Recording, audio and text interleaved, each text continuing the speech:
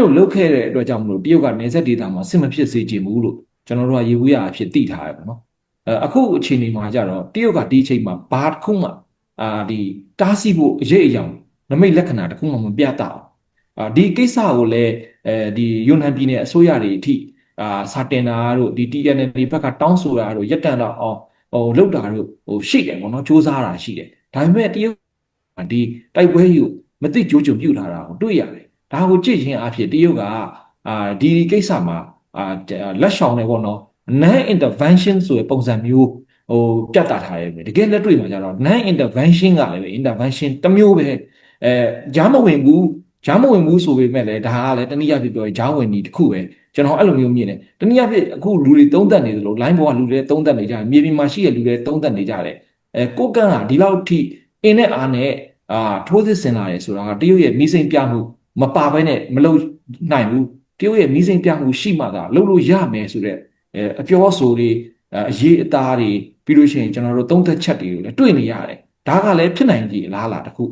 ရှိတယ်လို့ကျွန်တော်ထည့်သွင်းစဉ်းစားရလိမ့်မယ်ဘာကြောင့်လဲဆိုလို့ရှိရင်ညီနောင်မဟာမိတ်ချင်းချင်းညီနောင်မဟာမိတ်ချင်းချင်းဒီလောက်ထိထိုးစစ်ဆင်မှုဒီလောက်ထိတိုက်ပွဲတိုက်ဖို့အတွက်ကြိုတင်ပြင်ဆင်မှုတွေလည်းရှိထားလို့တိုက်နိုင်တာဖြစ်တယ်ဘာလို့လဲဆိုတော့အခုအချိန်မှာလက်နက်တွေဤပညာတွေအများပြားတာလွန်အင်အားတွေတုံးပြီးတော့ထိုးစစ်ဆင်တာဖြစ်တဲ့အတွက်ကြောင့်လို့ဒီကိစ္စမှာတရုတ်ရဲ့သဘောတူညီမှုသို့မဟုတ်တရုတ်ရဲ့ခုနပြောလို့မိစိမ်ပြမှုမပါဘဲနဲ့ကိုကန့်ကနေမှTNL ကိုတိုက်တယ်ဆိုတော့မဖြစ်နိုင်ဘူးဗျနေဆက်မှာဗျနီးနီးကက်ကက်ပဲတရုတ်ရဲ့နေဆက်မှာရှိနေတဲ့ကျင်စန်းကြော့လိုမျိုးဂိတ်မှာလည်းဒီပြဿနာဖြစ်တာတော့ဒီ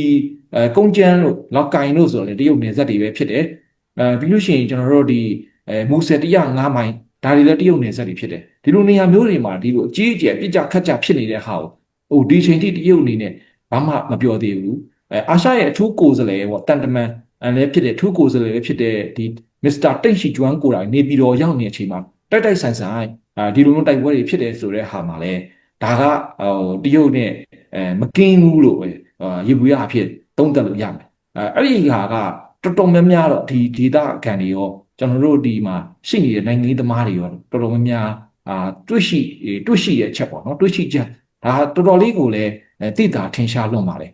တရုတ်ရဲ့ဒါပြောမယ်ဆိုလို့ရှိရင်ဒီအဖွဲ့အစည်းတွေနဲ့ကင်းလို့မရဘူးပေါ့အရင်ကတည်းကတရုတ်နဲ့ဒီအဖွဲ့အစည်းတွေနဲ့ဆက်ဆက်မှုတွေရှိရဲ့ပြီးလို့ရှိရင်ဒါစစ်ကောင်စီနဲ့ဖြစ်တဲ့တိုက်ပွဲတွေမှာတော့မှတရုတ်ကနေဒီဖွဲ့စည်းတွေကို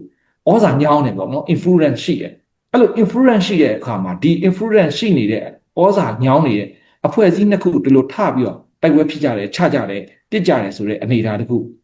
ဒီဘက်ကတရုတ်ဘက်ကနေပြီးတော့ကိုကန့်ရဲ့နောက်မှာရက်တီပေးလို့သာကိုကန့်ကအခုလိုမျိုးရဲရဲတင်တင်လှုပ်ရဲကင်ရဲတာလို့သုံးသက်လို့ရတယ်ပေါ့ဗျာ